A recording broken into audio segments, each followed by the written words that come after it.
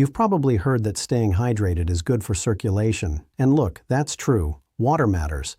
But if you're over 60 and you're dealing with cold feet, leg heaviness, swelling around the ankles, or that pins and needles feeling that shows up when you've been sitting too long, just drinking more water is not going to fix that. Not on its own. Because what's actually happening inside your blood vessels after 60 is a lot more specific than general dehydration. And the drinks that genuinely move the needle on leg circulation, they're working through completely different mechanisms. Some of them pretty surprising. A couple of them you almost certainly already have in your kitchen. That's what this is about today. Not a gimmick. Not a supplement you've never heard of. Real drinks with real science behind them that doctors and researchers have looked at specifically in the context of circulation and vascular health in older adults. And I'll explain the why behind each one, because once you understand what's happening in your blood vessels and why these drinks help, it stops feeling like health advice and starts feeling like common sense. Let's get into it. Here's what most people don't fully appreciate. The changes happening in your blood vessels after 60 aren't just about getting older in a vague, general sense. They're specific, and they're measurable. The inner lining of your blood vessels, it's called the endothelium, is only one cell thick. That's it. One layer of cells standing between your bloodstream and the vessel wall. And that lining does an extraordinary amount of work. It regulates how blood vessels expand and contract. It controls blood pressure at the local level. It releases a molecule called nitric oxide. And nitric oxide is the key player here, because it signals the smooth muscle in your vessel walls to relax. When those muscles relax, the vessel widens. When the vessel widens, blood flows more freely. That process is called vasodilation, and it's fundamental to healthy circulation. Now here's the problem. As we age, endothelial function declines. The cells become less responsive. They produce less nitric oxide. And the vessels, instead of being supple and responsive, become stiffer and slower to dilate. There's actually a term for this: endothelial dysfunction. And research published in the American Journal of Physiology found that endothelial function can decline by as much as 40% between the ages of 40 and 70. That's not a small number. That's nearly half of your vessel's ability to regulate its own blood flow. Gone. And this hits the legs especially hard, because the legs are the farthest point from the heart. The vessels down there are already working against gravity. When you layer endothelial dysfunction on top of that, less nitric oxide, stiffer walls, slower dilation, that's when you start to feel it. The heaviness, the cold feet, the swelling that builds through the day, the legs that ache after you've been on them for a few hours. So what we're really talking about today isn't just drinks that are good for you. We're talking about drinks with specific compounds that directly support endothelial function, that help your blood vessels do the job they were designed to do. That distinction matters because it means we're not guessing. There's a mechanism. There's a reason these work. Okay, so the first one. And this is the one that surprises people most. Not because it's hard to find or expensive, but because most people have never thought of it as a circulation drink. They think of it as a health food thing, a smoothie ingredient, something athletes drink. Beetroot juice. Now I know. The reaction I usually get is, really? But stay with me, because the research on this one is genuinely impressive.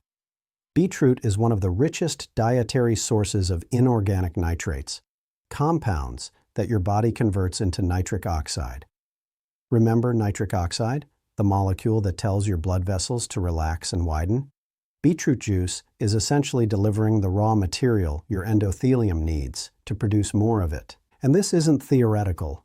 A study out of the University of Exeter, well-designed, looked specifically at older adults, found that drinking beetroot juice daily for 2 weeks significantly improved blood flow to the lower limbs and reduced systolic blood pressure. The participants weren't doing anything else differently, just the juice. And the researchers measured actual changes in vessel dilation using ultrasound. Real physical changes in how wide the blood vessels opened. The practical question is always, how much and how often? Most of the research uses about 70 to 140 milliliters per day. That's roughly half a cup to a full cup. You can buy it bottled or juice it fresh if you have a juicer. The bottled versions work fine as long as they're not loaded with added sugar. check the label. And yes, it will turn your urine pink. That's completely normal. It's called beeturia and it's harmless. Just worth knowing so you're not alarmed. This is also where I want to be straight with you about something. Beetroot juice is not a miracle. It's not going to reverse serious vascular disease on its own. But as part of a daily routine, especially combined with the movement habits we talked about in our last video, it supports the system that's already there. It gives your vessels more of what they need to function well. The second drink, and it works through a similar but distinct pathway, is pomegranate juice. And this one deserves more attention than it usually gets, because the research behind it is actually remarkable. Pomegranate is extraordinarily rich in compounds called punicolagens, which are a type of polyphenol. And polyphenols, particularly this type, have been shown to directly protect the endothelial lining from oxidative damage. Think of oxidative stress as rust forming on the inside of your vessels. Over time, that rust makes the vessel walls thicker, stiffer, less able to dilate when they need to. Polyphenols are essentially the anti-rust compounds for your vascular system. They neutralize the damage before it accumulates. A study published in Clinical Nutrition followed patients with high cardiovascular risk over a year and found that daily pomegranate juice consumption produced significant reductions in both blood pressure and arterial stiffness compared to a placebo group. And here's the part worth paying attention to. Arterial stiffness isn't just a risk factor on paper. It's what you feel when your legs ache after standing for an hour. When the swelling doesn't go down overnight the way it used to. When your feet feel half asleep, even though you've been moving around. That stiffness in the vessels is directly connected to those symptoms. Pomegranate juice also has a meaningful effect on something called LDL oxidation. Basically, it slows the process by which cholesterol becomes the kind that sticks to vessel walls and narrows them. So you're getting protection on two fronts simultaneously, the vessel wall itself and what's traveling through it. About 120 milliliters, half a cup, per day is where most of the research lands. Unsweetened or minimally sweetened is important here. The added sugar in some commercial pomegranate juices works directly against the benefit. Sugar drives the exact endothelial inflammation you're trying to reduce. Check the label. If it lists added sugars, find a different brand or dilute it with water. So with beetroot and pomegranate in place, this next one is going to feel a lot more familiar, and honestly, that's the point. Green tea, if you're already drinking it, this section is going to make you feel very good about that habit. If you're not, this might be the nudge you need. Green tea contains a family of compounds called catechins, and the most potent of these is something called EGCG, epigallocatechin gallate. It's a mouthful, but what it does is elegant. EGCG has been shown to directly stimulate nitric oxide production in endothelial cells, working on the same pathway as beetroot, but through a completely different mechanism. It also has meaningful anti-inflammatory properties, which matters because chronic low-grade inflammation is one of the primary drivers of vascular stiffness in older adults. A large meta-analysis pulling together data from over 1,400 participants across multiple studies found that regular green tea consumption was associated with significantly improved flow-mediated dilation, which is the clinical measure of how well your blood vessels respond and open up. The effect was dose-dependent, meaning more cups produced better results up to a point. 3 to 4 cups per day appears to be the sweet spot based on the data.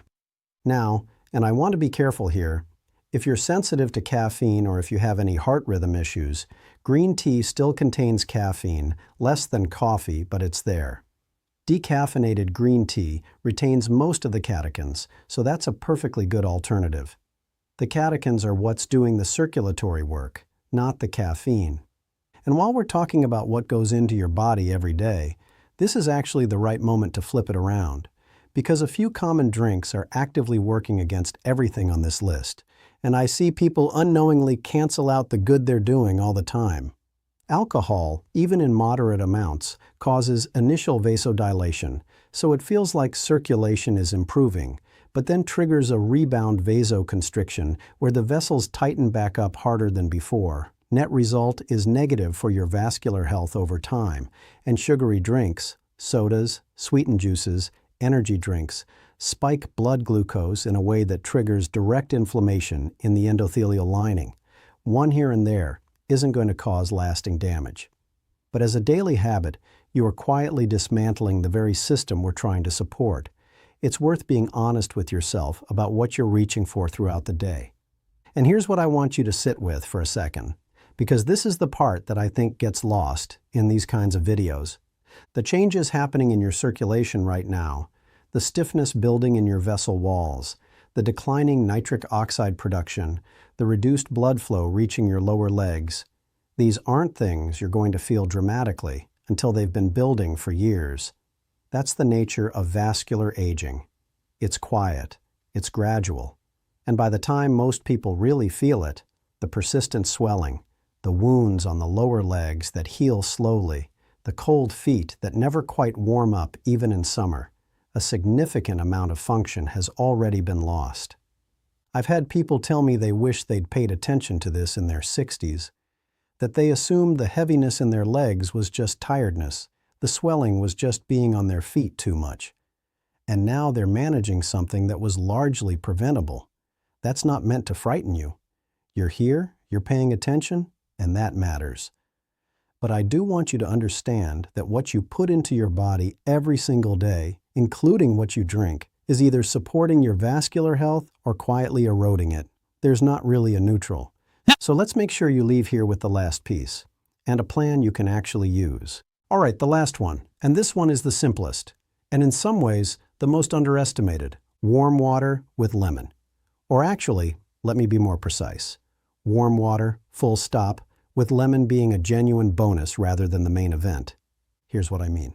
We established at the start that plain hydration isn't enough on its own, and that's true. Water alone doesn't directly address endothelial function the way beetroot or green tea does. But here's what adequate hydration does do that people consistently underestimate. Blood is roughly 90% water. When you're even mildly dehydrated, and most people over 60 are chronically mildly dehydrated because the thirst mechanism weakens with age, blood viscosity increases. Thicker blood moves through the vessels with more difficulty. It puts more strain on the heart. It slows delivery to the extremities. The legs and feet, again farthest from the heart, feel it first. So warm water specifically has a mild vasodilatory effect. Warm temperatures cause peripheral vessels to relax slightly, and it supports blood viscosity in a way that directly reduces the workload on your circulation. Add lemon, and you're getting a dose of vitamin C, which has its own role in collagen synthesis for vessel wall integrity, plus flavonoids that support endothelial function. It's not going to do what beetroot juice does. But as the first thing you drink in the morning, before anything else, it's a genuinely smart habit. The honest version of a daily routine based on all of this is simpler than it sounds. Here's how it actually looks in practice. First thing in the morning, before coffee, before anything, a large glass of warm water with lemon if you like it. That's your baseline. You've been asleep for 7 or 8 hours without fluids and your blood viscosity is at its highest point of the day. Starting with warm water brings that down before the day even begins. Green tea with or after breakfast. 2 to 3 cups spread through the morning is ideal. If caffeine is a concern, go decaf. The catechins that matter for circulation survive the decaffeination process. Beetroot juice in the afternoon. Half a cup to a full cup, ideally away from a heavy meal since nitrate conversion is slightly more efficient on a relatively empty stomach. This is when a lot of people feel the afternoon leg heaviness creeping in, and this is exactly when the nitrate boost is most useful. Pomegranate juice in the evening, about half a cup. Think of it as your end-of-day vascular recovery drink.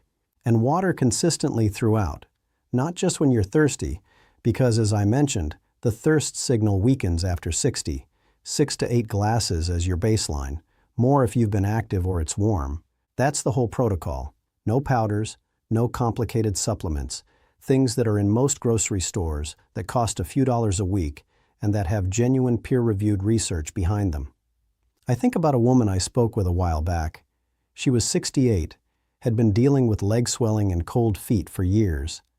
Her doctor had told her it was age-related circulation changes, and recommended compression stockings, which, by the way, isn't bad advice. Compression stockings genuinely help move fluid.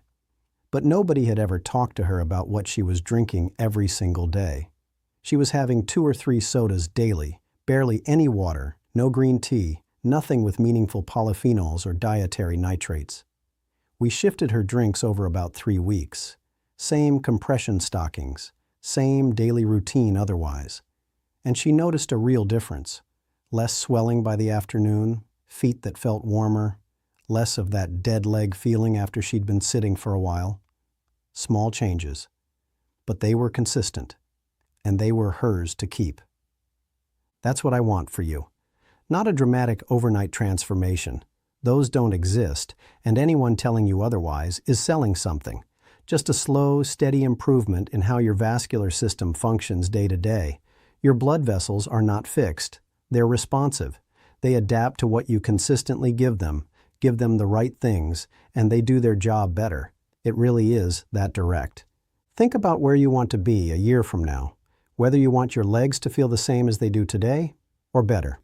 This is one of the levers you actually have control over, starting today, with things you can pick up at the grocery store this week. It's worth pulling. If this was useful, subscribe. There's a lot more of this kind of practical, research-backed content coming. And if you know someone over 60 who's been dealing with leg circulation issues, send this to them. Sometimes the right information at the right time changes everything. Take care of yourself.